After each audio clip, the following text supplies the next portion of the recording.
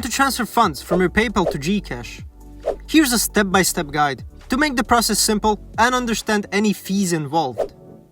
First, open your GCash app and tap on Profile. Then select My Linked Accounts and tap on PayPal. You'll be asked to log into your PayPal account and authorize the connection. Follow the prompts on screen to add PayPal to GCash.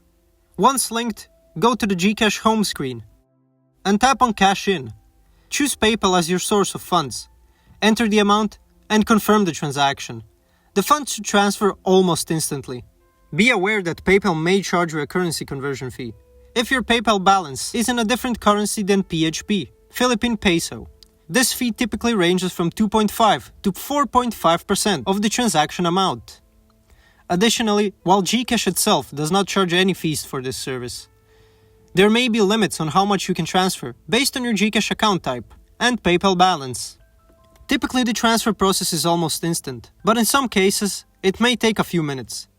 Make sure your PayPal and GCash accounts are properly linked to avoid any delays. If your transfer takes too long, be sure to contact customer support on the app or website. Thanks for watching. If this video was helpful, please like and subscribe to our channel for more tips and tutorials. See you next time.